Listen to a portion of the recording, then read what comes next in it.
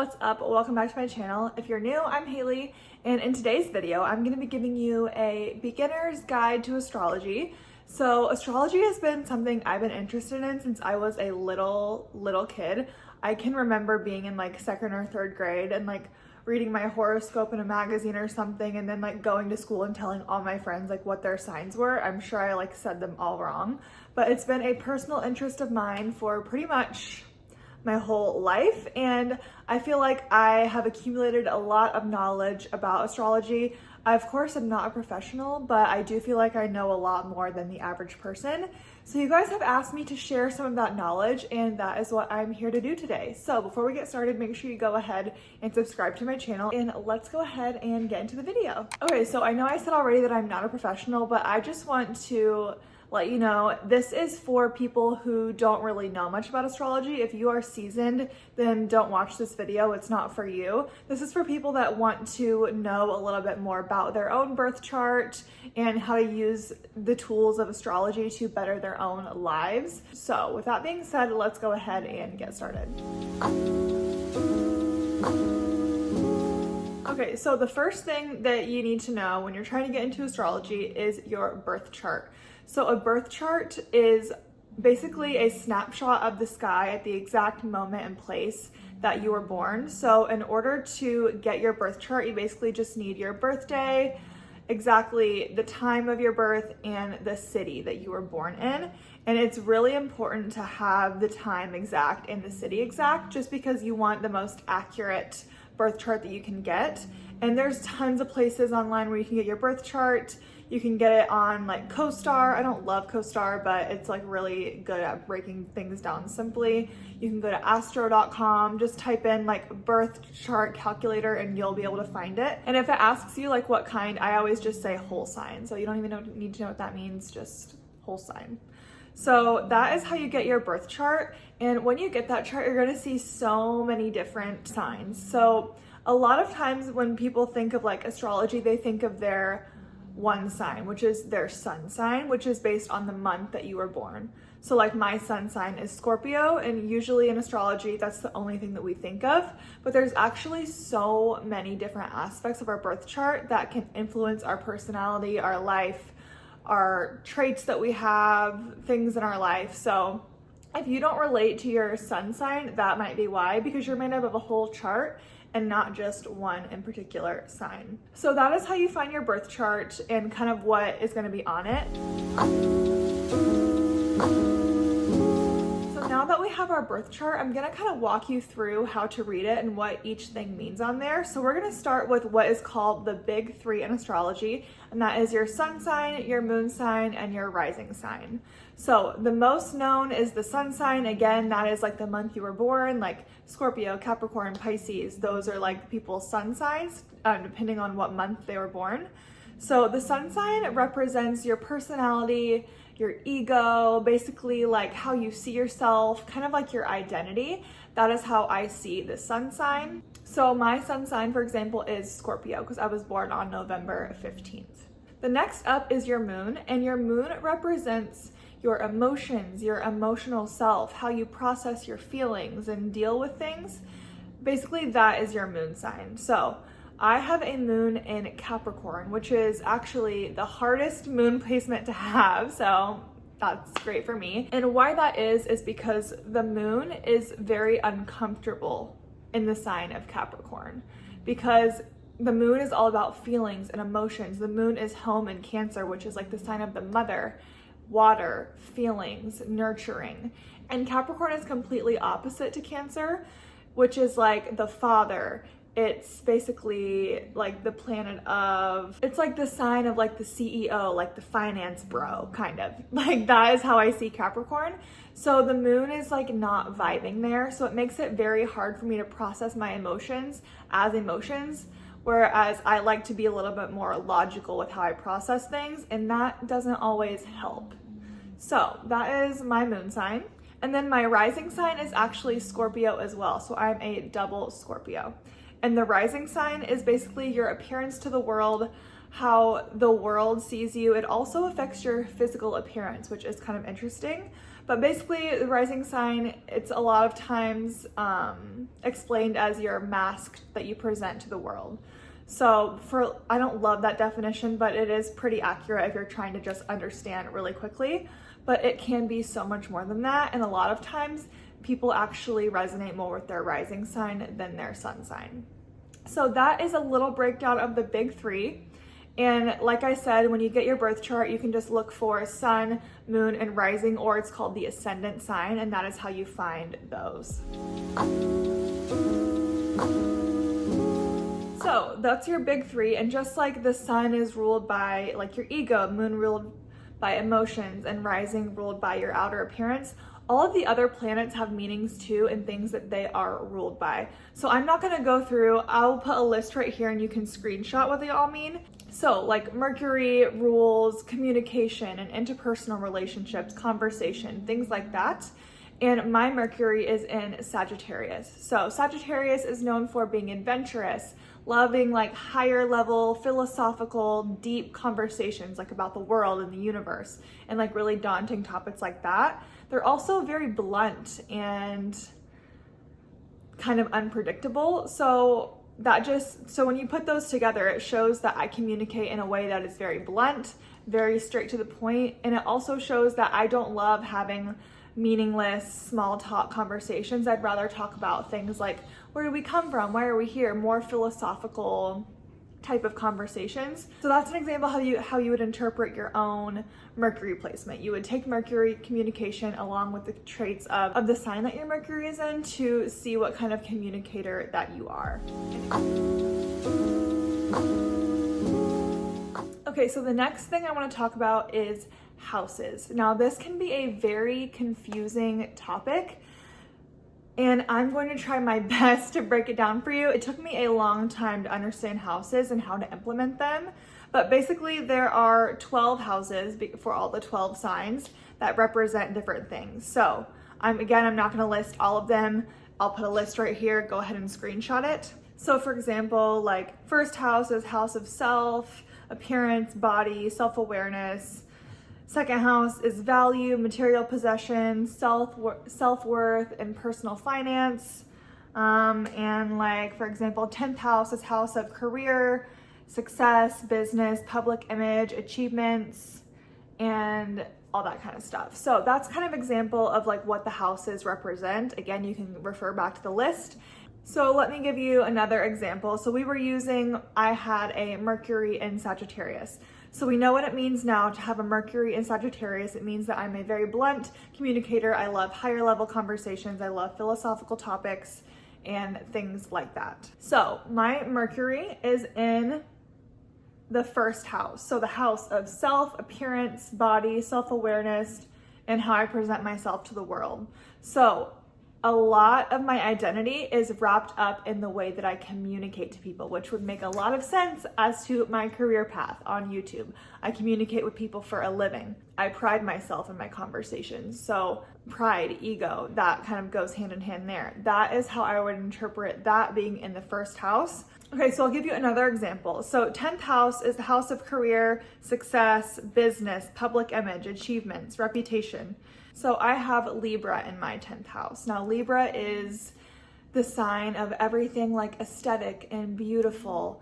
And it's like the sign of the lover and like the peacemaker, the creative. So Libra being in my 10th house means for my career and success, I need to be creative. I need to be creating beauty into the world, or else I'm not going to feel like I'm accomplishing my purpose in life.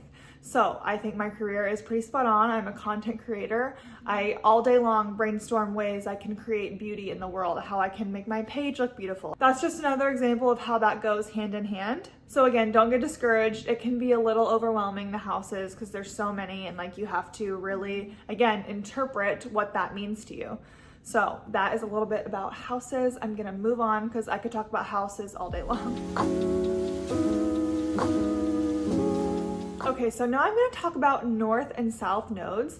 And I know a lot of people say the big three are the most important in astrology, but in my opinion, I think your north and south node are the most important for using astrology to your benefit in this life, because it tells you your life's purpose, and like it tells you about your past. And if you believe in past lives, which I do, it tells you about your past life, your past habits, what your self-sabotaging behaviors, and what you need to do to reach your full potential in this lifetime.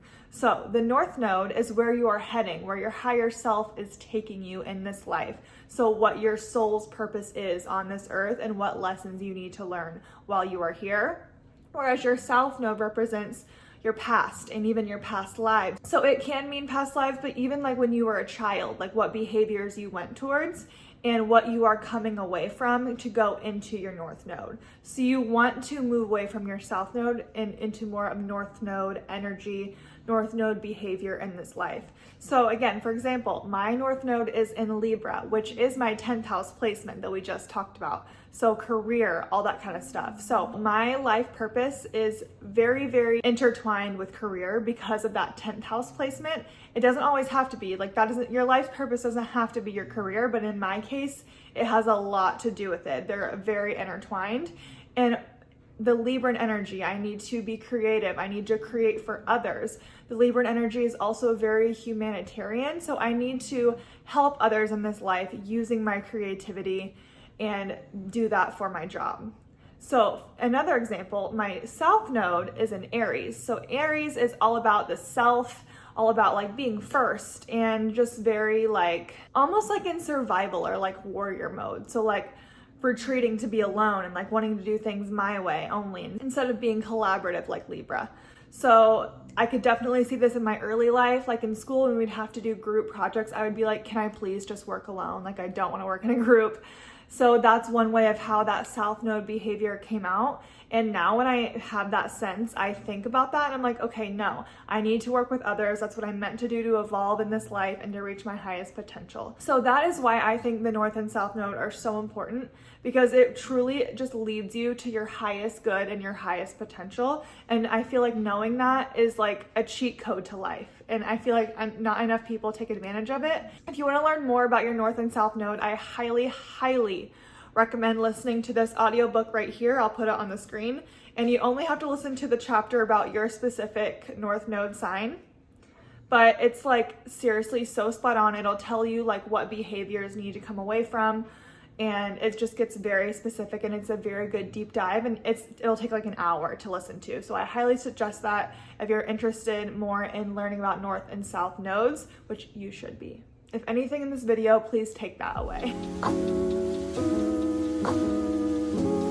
Okay, so another super important placement that doesn't get talked about enough is your chiron. So chiron technically is not a planet, but it is treated like a planet, whereas it has like that planetary characteristic like Mercury or Jupiter or whatever. And chiron is how you heal yourself and how you heal others from karma, from trauma in your life. So that is another super important thing to know for healing yourself. And after you heal yourself, being able to help others heal as well. So for example, my chiron is in Libra. I have a lot of Libra placements, guys. So it's in my 11th house of community, social groups, social media, friendships, acquaintances, and social justice. So again, I think through my creativity and through collaboration and beauty, I'm supposed to heal myself and in turn heal other people, which I hope I'm able to do in my content, even if it's on a basic level of brightening somebody's day. That's how I interpret my chiron. And even for more personal traumas, I need to talk it out with people. Like I shouldn't go retreat to be alone when I'm healing something. I need to ask for help from my friends or family to help me heal in a better, more productive, healthier way. So that is how you use chiron to heal yourself and heal others. Again, that's why the houses are so important, is because it tells you in what aspect it's important. So that's chiron. Okay, we're almost done. I'm going to tell you about one more thing, and then I'm going to tell you my favorite astrology apps.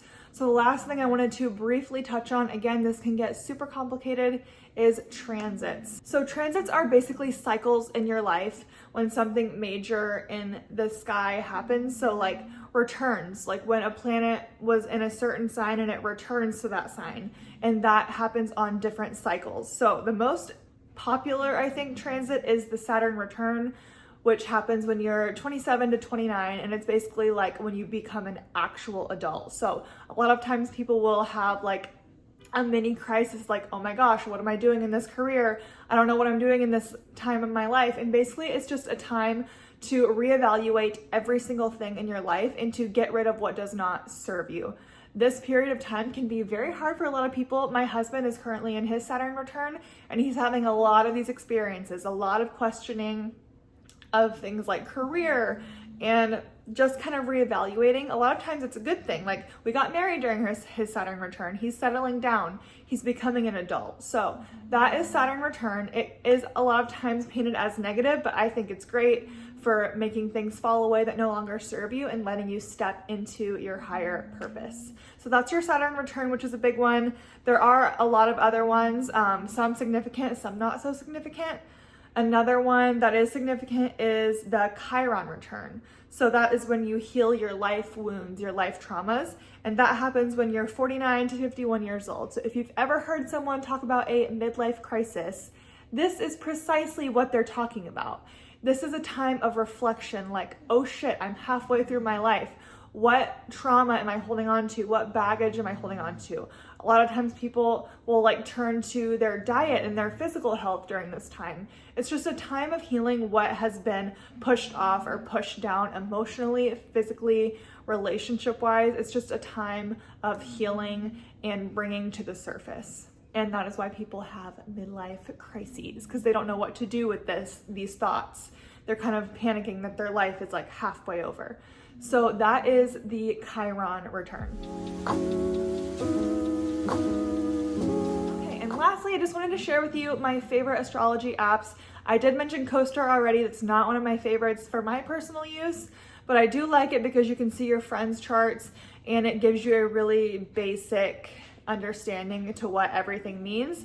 It's not hard to interpret at all, and it's just very like basic language. So that is why I do like Costar for beginners.